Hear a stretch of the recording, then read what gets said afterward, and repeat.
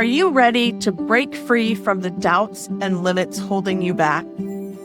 Welcome to Embrace Your Value, where therapy meets coaching to help you unlock your true worth and take control of your life. Hi, I'm Kristen, a trauma therapist dedicated to helping you heal, break old patterns, and reclaim your power. And I'm Jen, your support coach, here to show you how to set fierce boundaries, embrace self-compassion, and step boldly into the life you deserve. So whether you're stuck in self-doubt or feeling lost, know this: your value isn't up for negotiation. It's time to own it. Every week, we tackle real issues that challenge, inspire, and empower you to live with purpose and confidence. So grab your favorite drink, take a deep breath, and let's get started. Because you're not here to play small. It's time to embrace your value. Hi there, everybody. Welcome back to Embrace Your Value. Jen and I are here again this week with a very special guest that we're so excited to have on. Jen, would you please introduce her? Absolutely. We have with us today my friend, Georgie Barnwell. And Georgie is a mindset and emotional success coach. She helps women find stability and personal spiritual growth as they navigate challenging life journeys. She has had many challenging adventures in her life that helped her find compassion and acceptance for who she is right now. And that is the first step to creating a new and thriving life. So welcome, Georgie. We are so glad that you're here. Thanks. I'm so excited to be here too. It's always lovely to talk to people who are making things happen.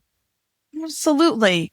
So just really quick, give us a little overview of who you are, what you do, kind of maybe even where you're at in this world. Just let us know a few little things about you. Okay, well, I am in beautiful Lunenburg, Nova Scotia right now, looking out at the sun going down and the deer across the road. So I'm feeling pretty grateful. I've been a lot of things in my life, from an optician to a policy wonk to a social rights activist.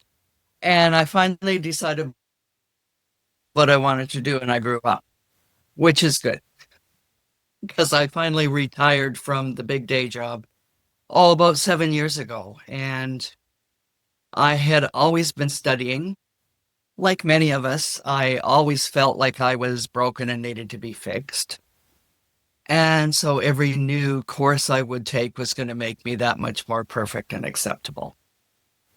So you know how that goes.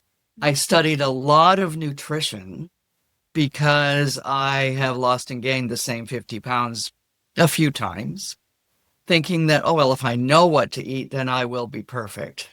Guess what? Didn't happen. So my studies and some kind of lifelong health concerns have led me to do a lot of deep dive into well-being. But I really realized even all of this information that I had they were just superficial until I started to look at how I navigated my own emotional landscape. I used to think I was the victim of whatever emotional weather was blowing, and self-regulation was laughable.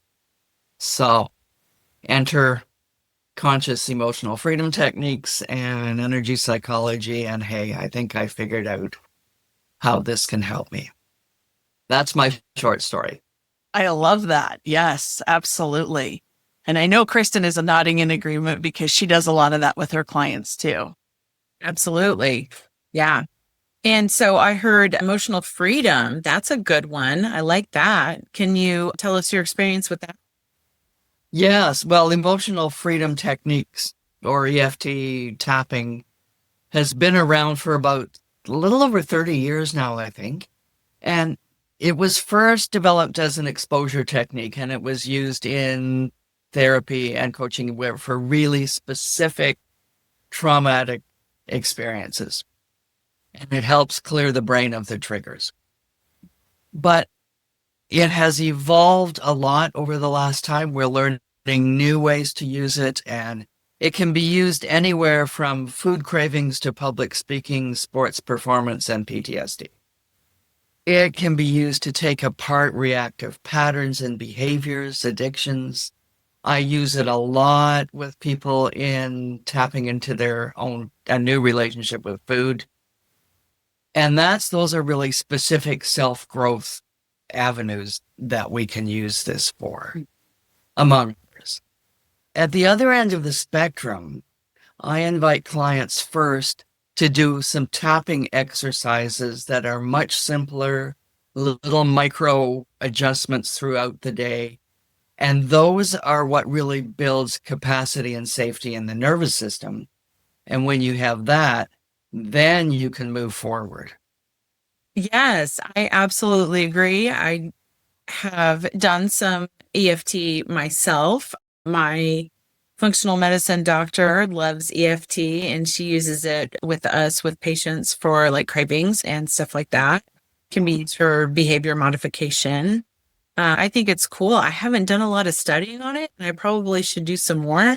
I have other techniques that I use with clients, but I love the somatic part of it and how it really works on the nervous system. Like people they think it's up here. And I lived in that world for a very long time as well, Georgie, is like they think it's in their brain, it's in their thoughts. And there is a piece of that, but our nervous system runs like everything. It does. And they don't teach us these things in school. They don't teach kids they don't teach them emotional regulation.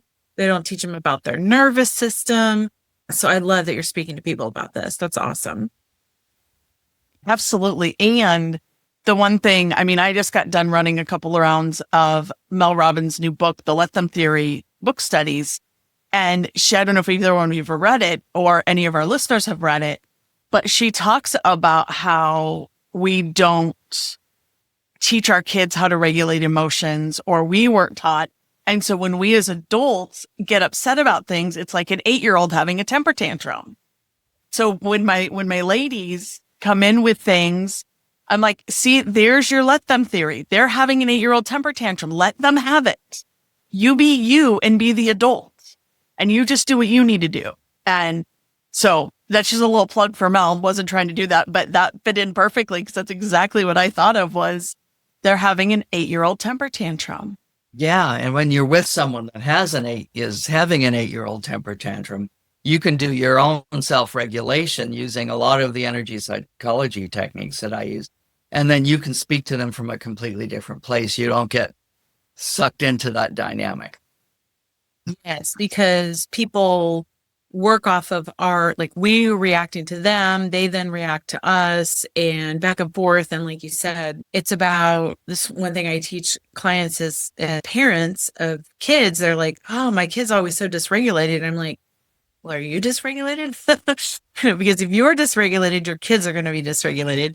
And if you can't manage your own nervous system, there's no way you're going to be able to manage anybody else's. So that's why I think it's so super important. Even I wish they just taught parents how to do this so we could. I mean, I certainly didn't learn how to do this as a kid. Nobody taught me anything. I had to go to school.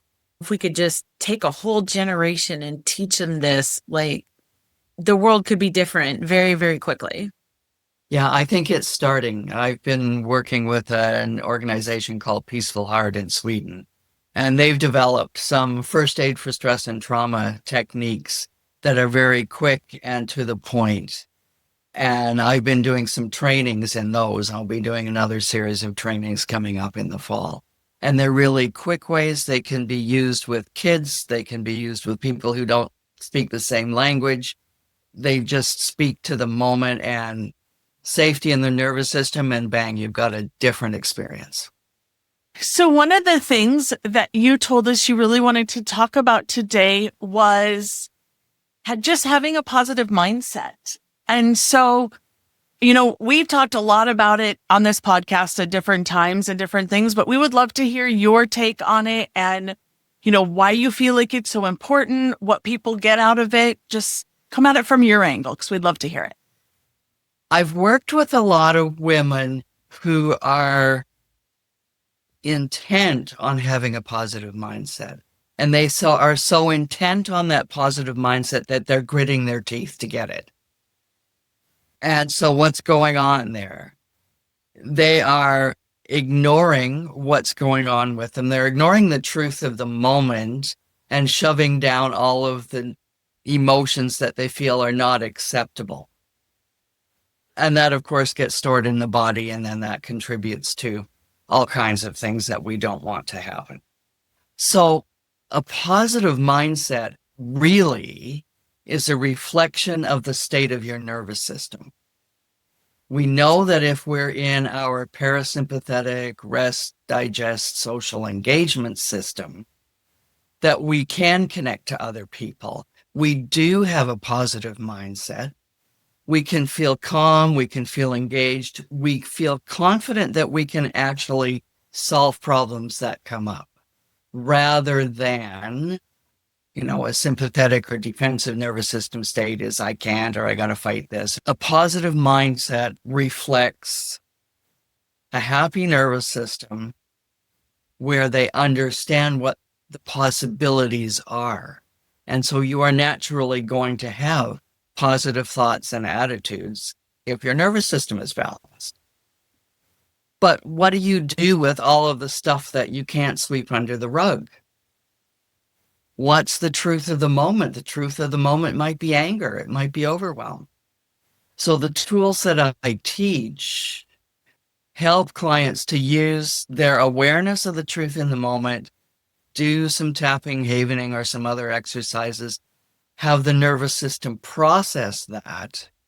And when we process what's going on, those triggered emotions, those neurons in the brain are saying, like, listen to me, there's something going on over here. I need some help. When we tap or haven, we change the physiology around those brain neurons, and they actually get depotentiated. So again, positive mindset is a reflection of where we are in our nervous system and in our complete body physiology. It's a completely different space. And that shift can happen in as little as 10 minutes, sometimes quicker. So we start with, okay, what's the truth of this moment? Does it not feel like a positive mindset? Okay, let's deal with it, process it, move to the other side. Then we can start to build new possibilities. I love that. And I think where people may struggle, and maybe you can speak to this is just what I've noticed, is that admitting the truth of the moment is one of the harder things to do, because then we really have to be honest with ourselves and where we are. And a lot of people really struggle with that because they're not always going to like it. We were never taught how to do this. We were taught to be exactly the same. Just smile and keep going.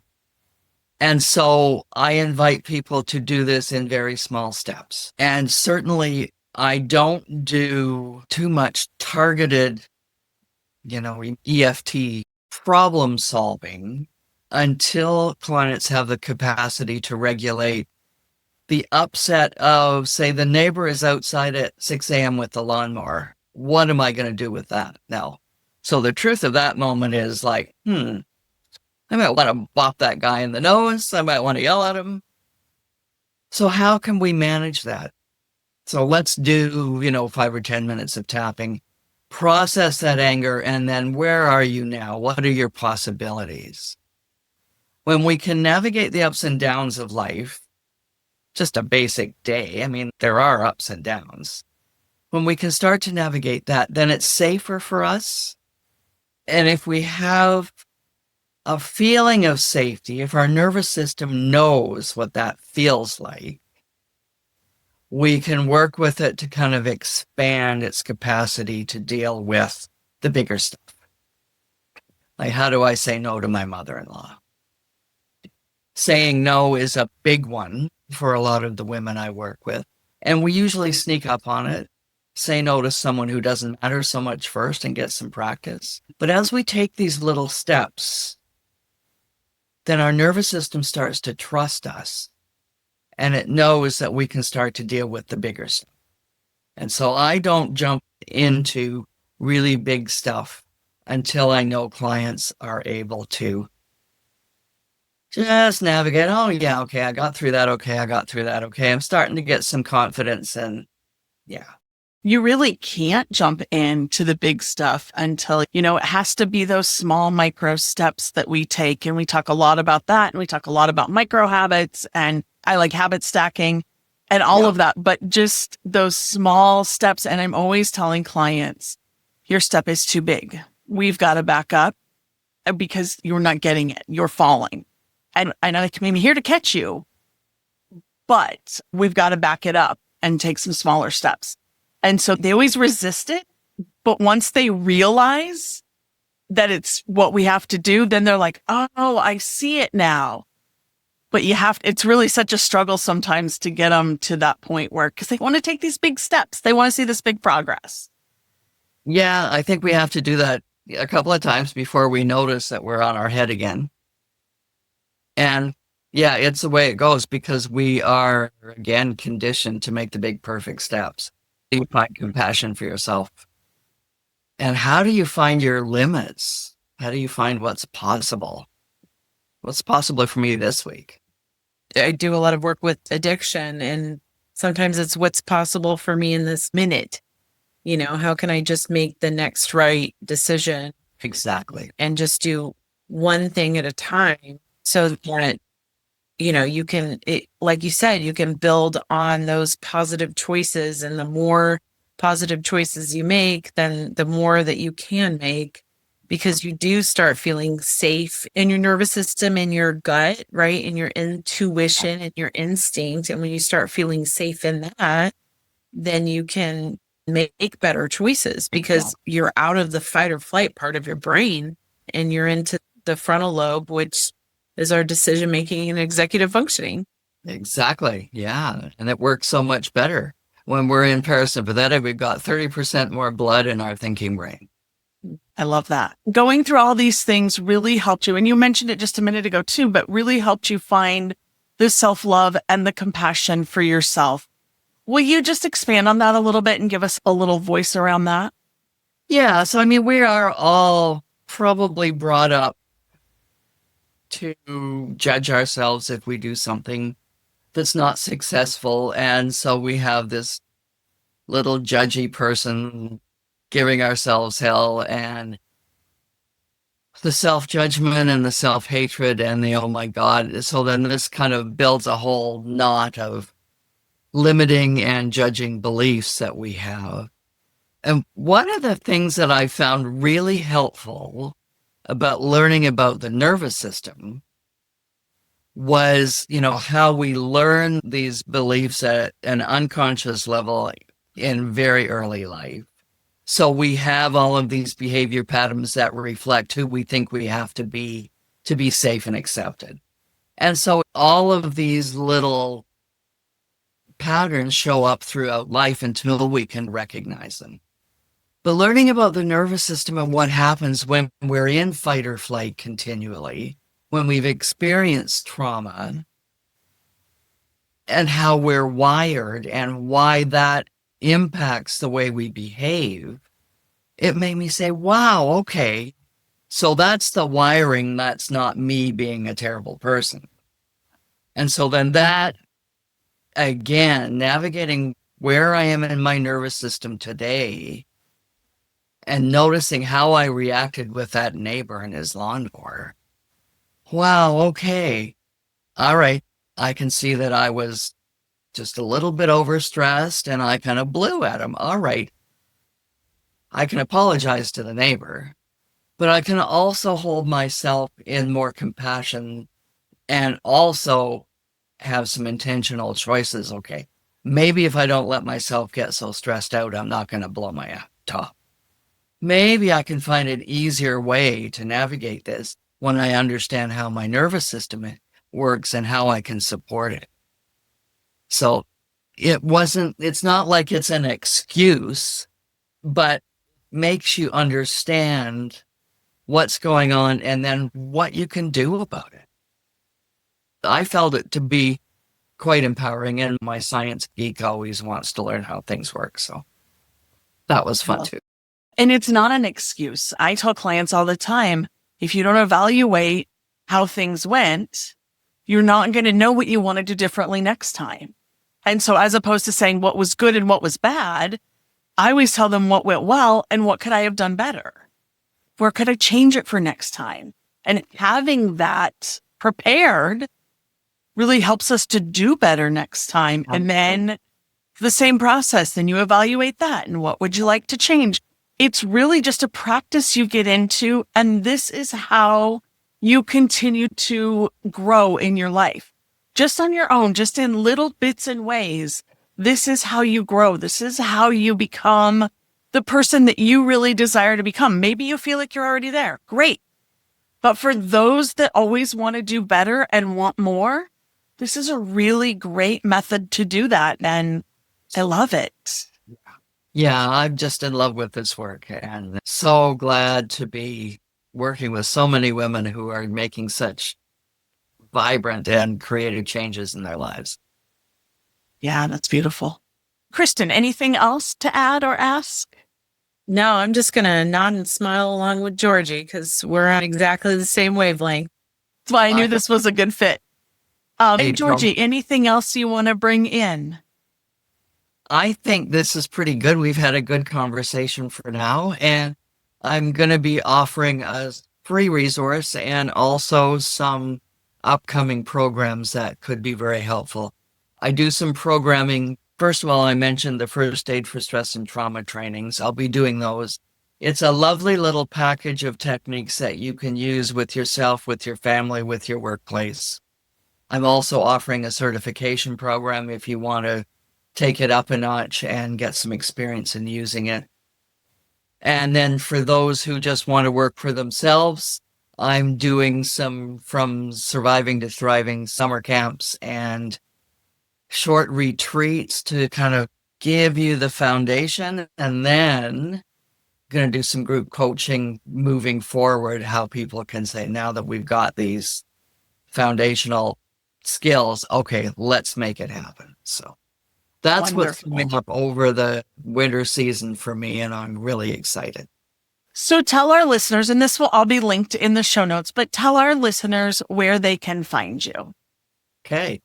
I'm at www.georgiabarnwell.com, and that's Georgia, like the state, barnwell.com. Georgia at georgiabarnwell.com is my email and phone, 902-449-9820. And I'm in Canada, so there's a 1 in front of that number. And I'm also on Facebook and LinkedIn. What a pleasure. I always love chatting with you, and your smile is just so infectious, and it always makes me happy when I get to chat with you. So I'm always looking forward to those days. Thank you for being here, and I'm so glad. Thanks so much, and I look forward to playing with you later. Yeah, we have some things in the works, so thanks so much. Absolutely. Thank you. Okay, take care. Thanks, you too. All right, guys, that's a wrap, and we'll see you next week. Thank you for being here with us today. If today's episode hit home, don't just keep it to yourself. Subscribe, leave us a review, and share this episode with someone who needs to hear it. Because everyone deserves to know their worth. Next week, we're diving even deeper with more insights and tools to help you break free from limitations and live authentically. Until then, keep raising your standards, owning your worth, and embracing your value.